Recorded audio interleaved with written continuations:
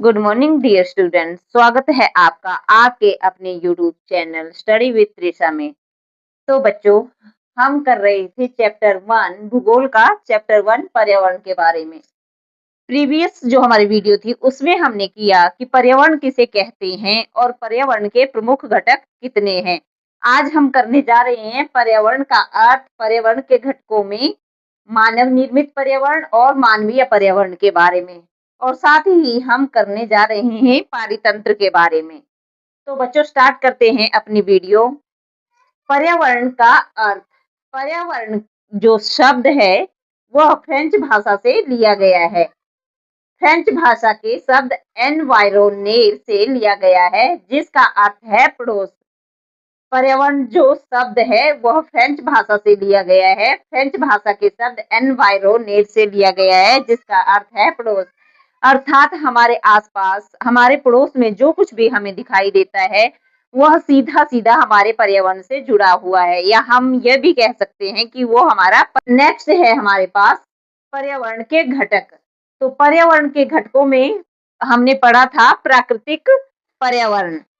आज हम पढ़ने जा रहे हैं मानव निर्मित पर्यावरण। मानव निर्मित पर्यावरण क्या होता है? मानव निर्मित पर्यावरण मानव के द्वारा क्रिएट किया गया पर्यावरण, अर्थात मानव जो कुछ भी अपनी सुविधा के लिए चीजें बनाता है वो सब कुछ मानव निर्मित पर्यावरण में आती है। मानव निर्मित पर्यावरण में जैसे मानव के द्वारा बनाई गई इमारतें, पार्क, पुल, सड़कें, भवन, ये सारी चीजें जो है मानव निर्मित पर्यावरण में आती है। नेक्स्ट है मानवीय पर्यावरण जो होता है, जैसे कि एक व्यक्ति, धर्म हो गया, समुदाय हो गया, हमारा समाज हो गया, परिवार या शैक्षिक संस्थान, इसके अलावा राजनीतिक स्थिति, ये सब जो है मानवीय पर्यावरण के अंतर्गत आते हैं। बच्चों, प्रत्येक वर्ष 5 जून को विश्व पर्यावरण दिवस के रूप में मनाया जाता है। प्रत्येक वर्ष जो है 5 जून जो विश्व पर्यावरण दिवस के रूप में मनाया जाता है। नेक्स्ट जो हमारा टॉपिक है वो है पारितंत्र। पारितंत्र